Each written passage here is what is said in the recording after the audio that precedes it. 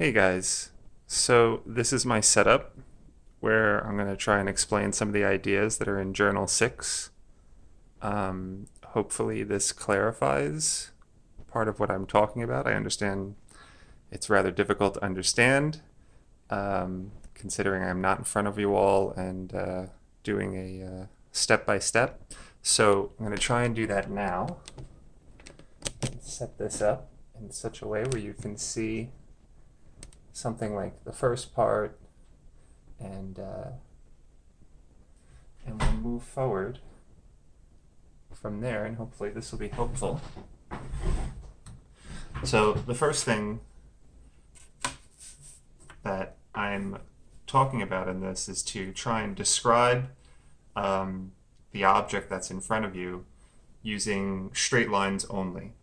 And the reasoning behind this is so that particularly in things like portraits or organic objects where you have a lot of curvatures and a lot of recognizable images and aspects and objects, you're able to more accurately see what the angles that are existing between the different junctures in the actual object. So instead of just seeing an eye that has, the typical eye shape, something like that.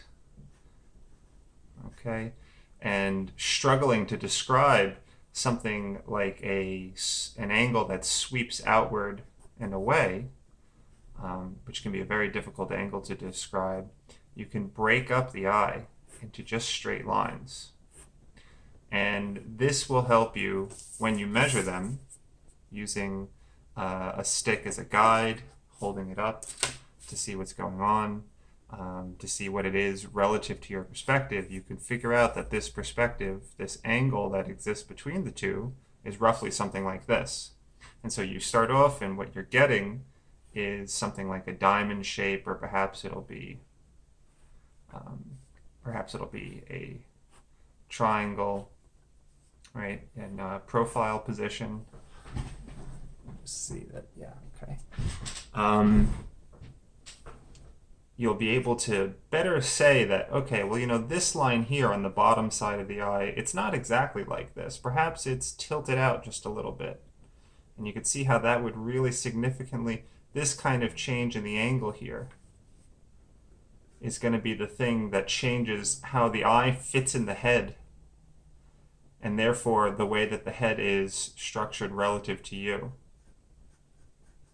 So which way is it looking? And that gives the viewer a lot of information about how they're supposed to be seeing what that eye is. And then from here, what you'll do is you start to cut off gradually the areas that are a little extraneous, because the eye won't be an exact square. And it's much easier to then go from that straight line and add a very subtle curvature to it, which is most of the time what it's going to be, rather than just go in and try and make that curvature to begin with. Because we all have a tendency to make that curvature more exaggerated than it actually is. Which is another reason why I'm recommending to do this exercise, so that you can better have an idea and better train your eye to see the angles that exist there more accurately. This helps you break it down. It helps you get over seeing things in the way that your mind wants to normally see them, so you can see them for the accurate observational perspective that you're in. So I'm going to do it for the pot right now, so you can see it, since that's the example in the journal. And maybe what I'll do is I'll start off with a plumb line. I just have my plumb line. Perhaps it's right up and down the middle.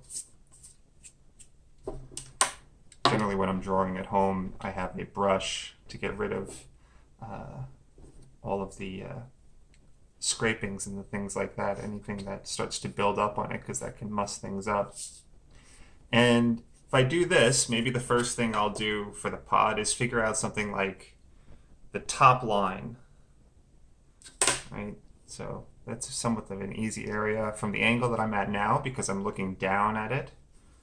You know, it's a little bit skewed, so I can just do something like this. And this line, I'm not even, you know, you can make this line in such a way where I'm trying to figure where I want it to be, but right now, what you can do, now that you have this kind of cross section here, there's the cross, what you can do is you can say, well, where do I want the midpoint to be on my pot, and how far away from it is the next nearest segment that can give me a measurement.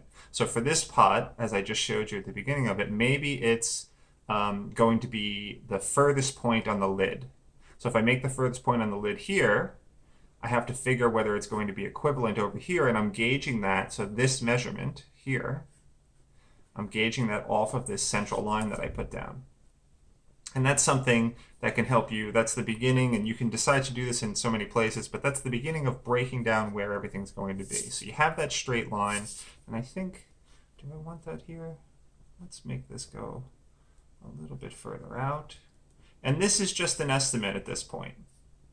So at this stage here, I can do something where I say, okay, or you can measure this out accurately, but this exercise also is to help develop your ability to measure with your eyes, and making errors in it are the best way to actually get you to a place where you're going to be seeing things accurately. You can make the adjustments on the specific errors that you are. And the other thing to do while doing this is almost always the case, just keep your markings light so that you have a strong enough eraser to erase them out. And that way you can make adjustments as needed, because in most situations you're going to have to make a lot of adjustments, right? So I have something like this, and I'll say that that's the top of the pot, which is going to make my pot fairly small. Let's just get rid of that guy. And then what I'll ask is something like, well, okay, a straight line from this, which is the edge of the pot, what's the next point over here that I need to figure out? And what's the angle, perhaps? So I can do, since the pot is a bit of an oval, you know, it has this kind of shape. I'm going to start drawing on the spot where it is. It has this kind of shape. I'm breaking it up maybe into something like a hexagon. And you can do something even more simple where you can break it up, you know, into a square. But I think that actually would make it more difficult for everybody, because then you break that square up into a hexagon and start off with the shape roughly that corresponds, and it doesn't have to be an absolute geometric symmetrical shape, but a shape that roughly corresponds to the thing that you're looking at, as it is in the example with these eyes here. Right, so here's the pot. Right, so.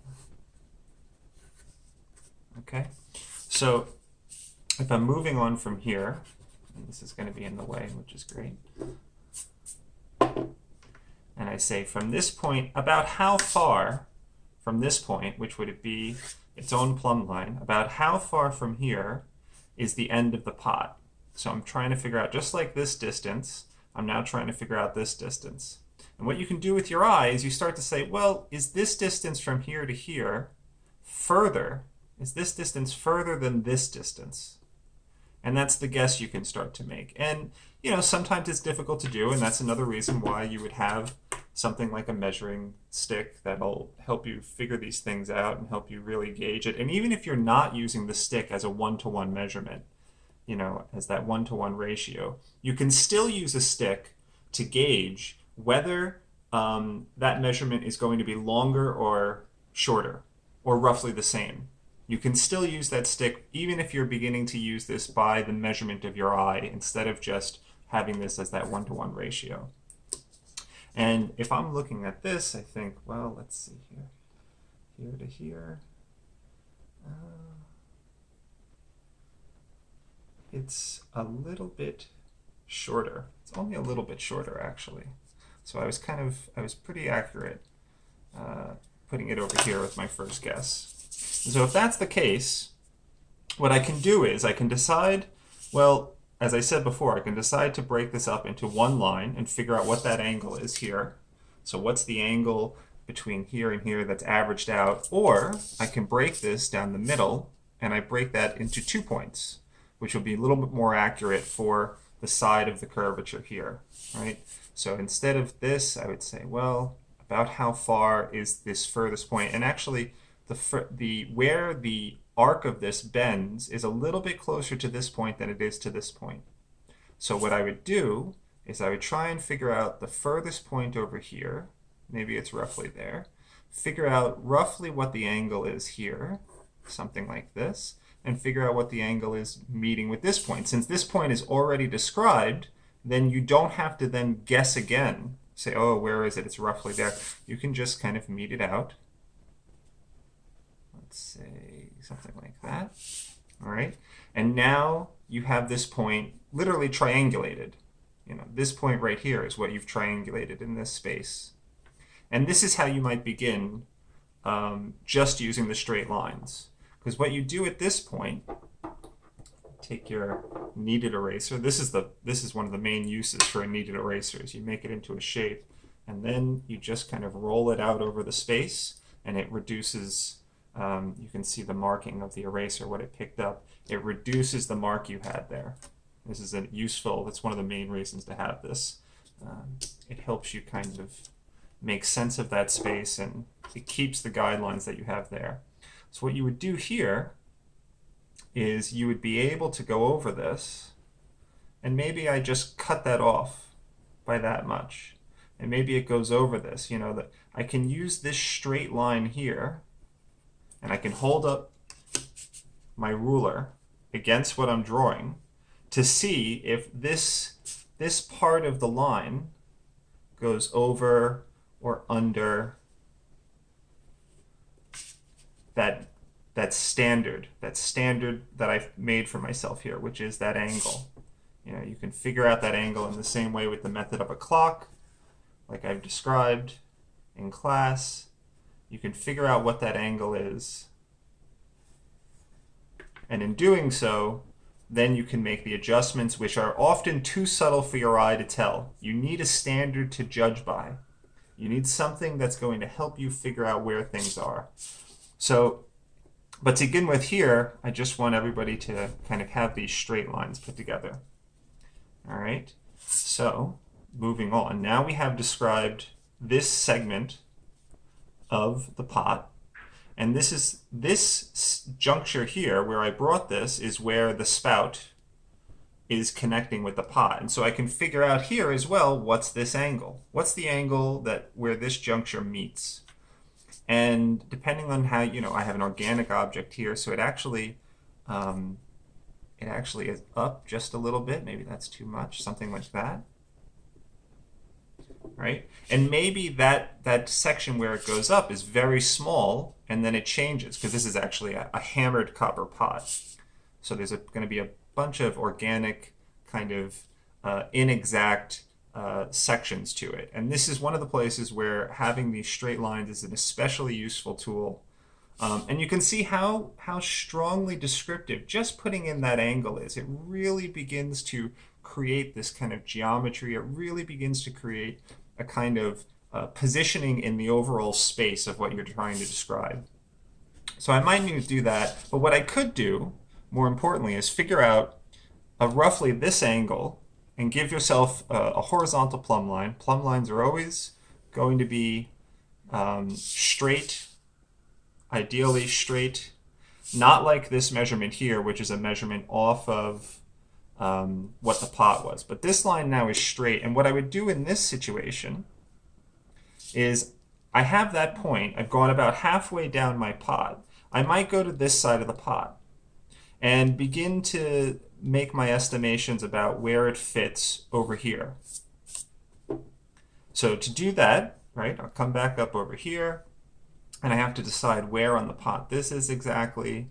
And this was the apex point, so this comes down here, and maybe what's the distance from the middle of this segment up here? It's a little bit up there. So what I've just described here, this space here, is the lid. Okay, So if that part is the lid and it goes out a little bit further out here, what you can do with that as well, right, now that I have, is just say, okay, here's a little bit of a straight line. There's the straight line. And if for something is a really oblique angle, you can have 1, 2, 3, right? So now those straight lines are meeting. And then, you know, in doing this, I can tell just from this side of it, right? If I just look at this side of the pot and just look at that shape, if you cover up your eye and you hold it up, I'll take this here. Let's see if we can do it like this. If you look at what you're drawing, all right, and you cover up a section of it. Let's see if I can do this. And so now you're just looking at, you're looking at it just like this. It's easier to tell what the shape of this area is. This area that you're trying to describe, rather than having to look at the whole thing. If you break it up so that you're just looking at different sections of it, your mind gets kind of tricked into seeing what's actually there, to seeing what your actual observational information is, rather than what you want to see. So this is an important trick as well. Hold that up there. And now you can tell more easily how this shape here is described. Okay.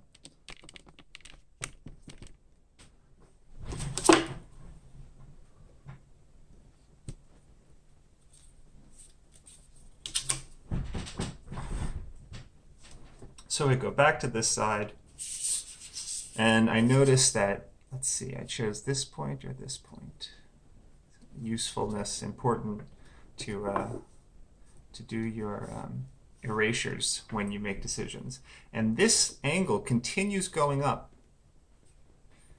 Right? It continues going up this way because that's kind of, the pot's kind of on an angle, and then curves down. So then I connect it to this. And then likewise over here, it comes down very obliquely. The curvature is fairly strong here. And then I can connect them where they meet. And so there's this kind of irregular, non-symmetrical hexagon shape here, with these different sides. And these are all straight lines, right? So if I fit them into just fewer straight lines, like into a square, okay, I would do each side like this. And this is the same kind of exercise that maybe I would do, I go up to this point and over here. And that's roughly the space that this fits in. So it's all of this space here.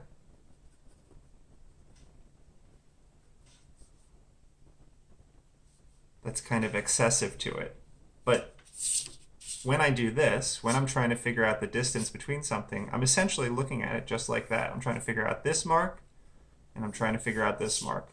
And because these are closer, they're easier for me to tell. So I start with them rather than these. Generally when you're doing an oval or something that's foreshortened. So I kind of connect the dots as I've made the dots, moving along the way, right? Off of the standard, which are the plumb lines, which are also standards that I've made as I'm looking at the image. And I can go over here, and there's a strange feature of this pot where the handle has the pot has fallen, and the handle has been landed on the top of the handle or something over here quite hard, and it pressed the soft copper in, so there's a dimple in the pot here. So it makes this, on my angle, quite straight, coming down from here. And I can also say, well, it's not exactly right next to it. There's this little space here, and I can bring it out from there and start off a little bit further. and then see what that angle is roughly. And now I can, when I come down here and start to figure this out, now I have an idea of where to bring this line because I can gauge it against this. I can hold up my stick or my measuring straight line, straight angle, straight edge against this point and see how that works out, right? Where the end of this is relative to this point. And then this becomes the standard by which I figure out this space here. And I can tell right away that I'm a little bit off. And I think maybe something like that is more accurate. And so you're just constantly checking and re-gauging, you know, as in carpentry, measure twice and cut once. Here you can see this is essentially also what a sculptor would be doing. As they're breaking down a piece of wood or a piece of marble, you have to kind of break it down in these straight areas because it's too difficult to be able to make descriptions of really fine surfaces like flesh. And you can tell this with any sculptor. You look at a lot of the unfinished Michelangelos, and he's figuring out the planes, all of these different areas, and then he figures out how they connect over space. But that's roughly what we're doing here in this exercise. So now this point as well, you know, maybe that's a point that I can use as a plumb line at some area. Maybe I don't need to because I already have this one. But every time you come to a stop, you can kind of give yourself, and we have to go off this way as well, actually. So I'll make the line that way as well because we have to go off this direction. Every time you come to a point, that gives you another standard by which you figure out where everything else is. And as you can see, you know, it doesn't look like a pot yet. It doesn't look like much of anything yet. And that's because I'm not looking to describe the pot. I'm looking to describe all of the angles that these lines are sitting on and the distances between them. It's all about these relationships that lead up to become the description of your observational drawing. So these are the straight lines. Now here, maybe I'll figure out what this angle is, and it's not perfectly, well, it's close enough for a little bit. It's vertical up to a point, so I'll give myself a little bit of this, and I'll figure maybe, you know, so now for the length of this, I might look at something that's nearby like this, and say, how far down does this go relative to this, right? So if this is one measurement, is it much further than this? And it's a little bit, it's kind of surprisingly further when I see it that way. So I'll put it down there. And then at the bottom here, there's a little bit of a curvature in. So I'll make another straight line there. And now I'm suspicious about this, about my measurements here. So what I'll do is I'll go back over here, and maybe I'll bring up a line down here, a plumb line for myself here, and I'll say, well, what's the distance here of where the spout is connected to the larger pot? And I'll give myself some kind of idea, maybe something like this, right? Just as a thought. And what I can do as well is I can look for a measurement down here on the bottom of it so that it can help me figure out what this is instead of just leaping into this empty space. And what I have is a plumb line coming down from here, and what that line can connect to is where the base of the pot is. So I can figure out by checking that the base of a pot is a little bit on the outside of this. And then I can guess it's somewhere around here, right? And that way, when I connect this, if I give myself just, now if I look at it, I can see whether that starts to make sense, whether this shape makes sense just by putting in that simple outline, right? So this over here is just a guess, and I can guess from several different spots.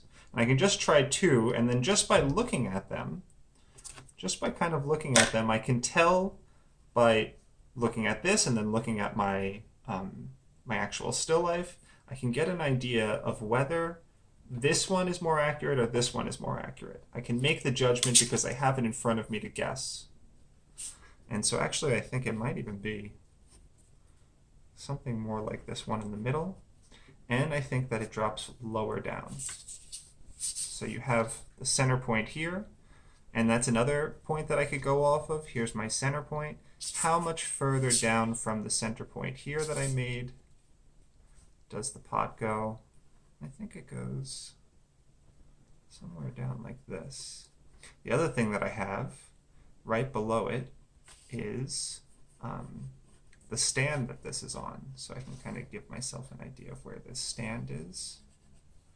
All right? And you see how I'm just kind of plotting in a couple of different spots to see which one looks right. And this is the kind of thing I would look at it and check when I make a mark here or here or here. I'm kind of piecing this together in my head. And I'm only able to do this because I've practiced doing it for several years, and I keep that a very light kind of marking here for you to show you guys. Hopefully that's visible. Right? So it's one of these lines. Right? And then I look at what I'm looking at here in front of me, and I can guess, same way that I just did here. So now I have this is how you're able to kind of position yourself in a space where there isn't a lot of information for you, unlike up here where everything is kind of close together and it's easier to make an estimation about the size of these things. So here, I'll put that in and I'll figure out, well, what's the angle here? Let me just clear this up a little bit. All right. What's the angle here? Okay, put that mark in there. Does that make sense? And then I can start to just plot this out by the shape of it, give myself an idea of the angle. Again, I'm just testing out a bunch of angles here. And if I feel like I'm happy enough with this, with the size of this, which is what I wanted to find out, now I can use that point. I can use that point and have a plumb line going this way, and it'll tell me where this point meets up with crucial areas over here. For instance, the bottom of the handle, or where the handle meets the pot. So I would hold this up, and it tells me that there's this little dimple over here. And then if I figure out where that little dimple is, this little nodule on the bottom of the handle of the pot, that I can then place. And I know where it is because it's inside of the outside of the pot here. So I'll put it over here. And it's roughly, page is turned here, it's roughly lined up with this line. It's right about there. So that's the spot, right? I've used this spot and I've used this edge here. What's the distance between here and here before I get that? So now that I have that, I know that there's this spot here, and then what's the angle there? The angle here for where the pot is going, out in this direction. So I haven't even described the pot up here. I haven't described any of this handle up here, but I have a lot of information to help me figure out where it's going to sit. And I've begun to plot out where everything is, and everything is roughly a straight line still right now.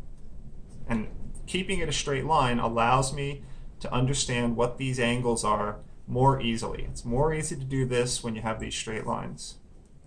So I'll continue on, and I'll notice that from this point onward, this point, like I can say, what's this angle and what's this angle? And then that connects me to what angle this pot continues onward and how far down it continues.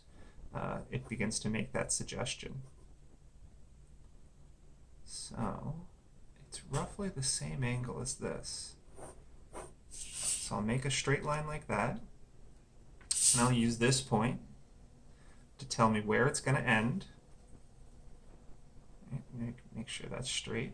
Here's this far point, which is going to tell me what the relationship between here and the bottom of the pot. Now the pot has a little bit of a lip where its ledge is, and I can hold up my straight edge.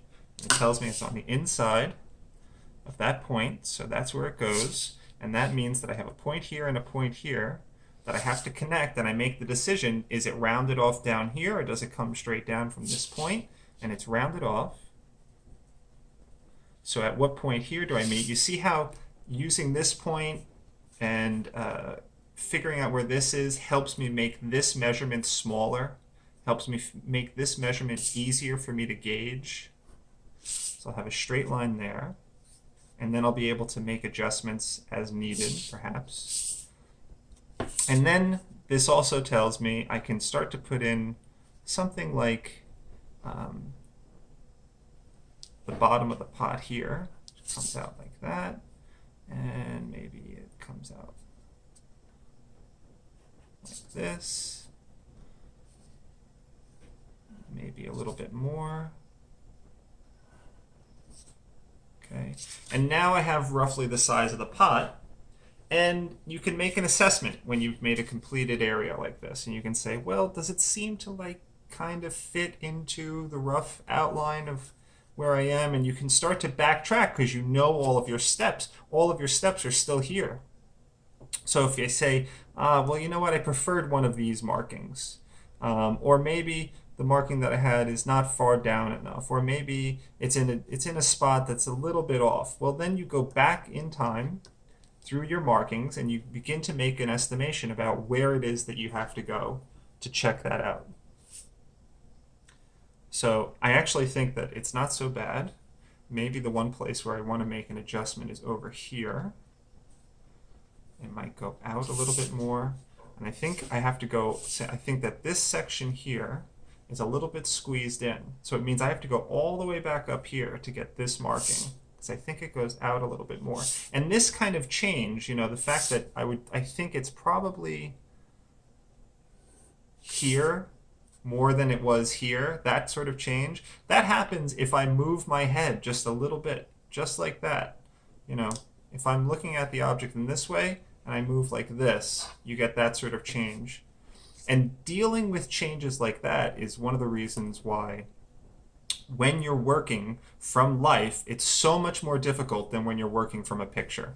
Because in a picture, you can be sure that that's not going to happen. That's already been described. So if I do that, and then I continue on making, just kind of following the description, and then I check this against what I have in front of me, and then I bring it down to here, what that does, in effect, is it does what I wanted it to do, which is make this angle more like this angle.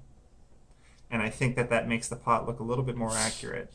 And what I'll do even more is I'll break this thing up into another grouping. So I'll bring this here, there. So now what I have is this section, and this is where you would use this guy. So you line up, when you have these two lines that are really close to one another, you line up the line that you're trying to erase, and you don't touch this other one. Much easier. That's the use of having that eraser shield.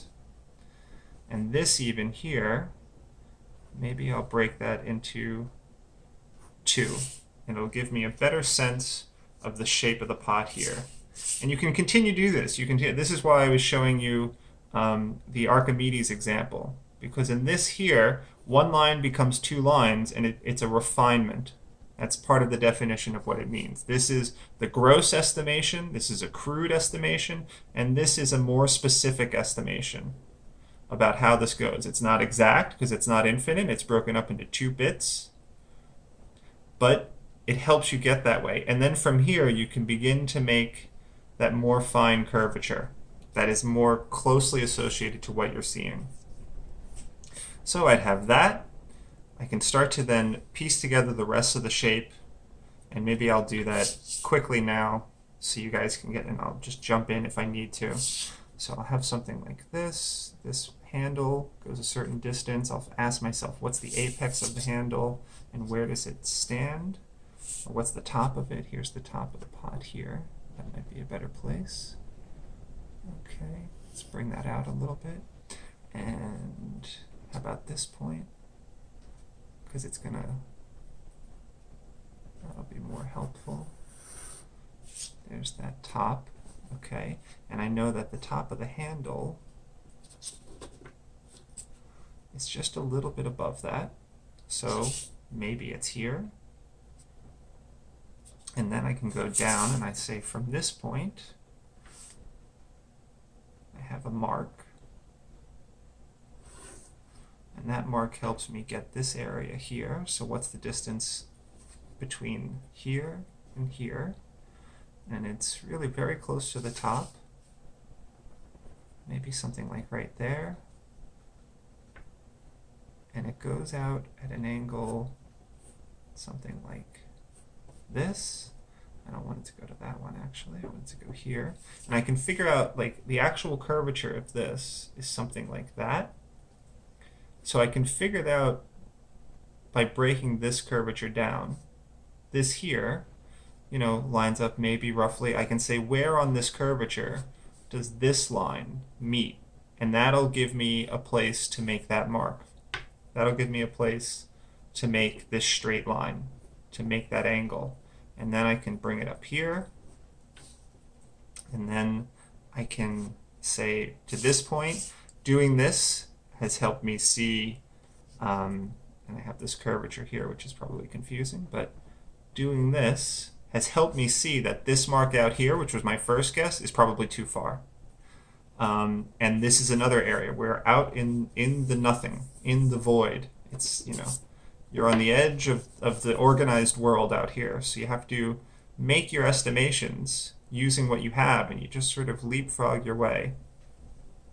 So here I have this, and then what I can do is, let's say I want that to be the mark, I can bring down a line from there, and then I can make an estimation between here and here.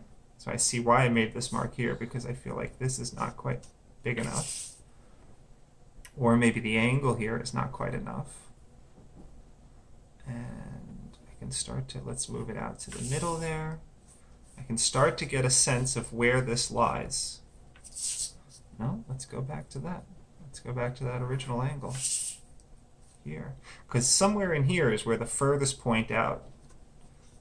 This is the furthest point out, and it doesn't line up with anything else on my pot here. So this is the furthest point out, and it goes up to just below this point here. Continues on this angle, and it continues like this.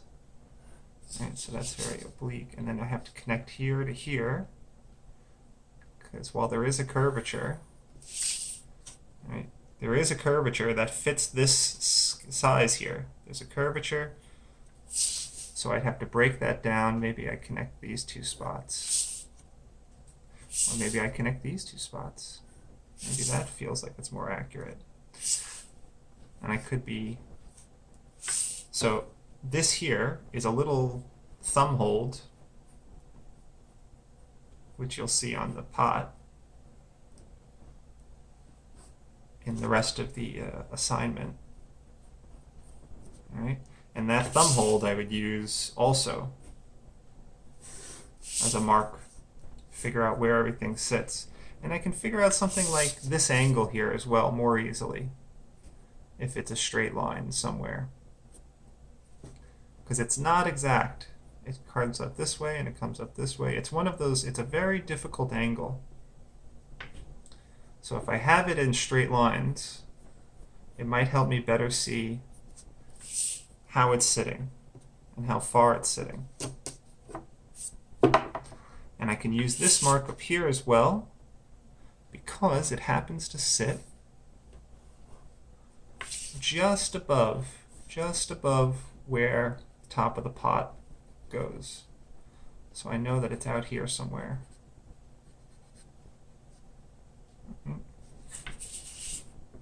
And I'll just kind of bang that in real quick for you, even though.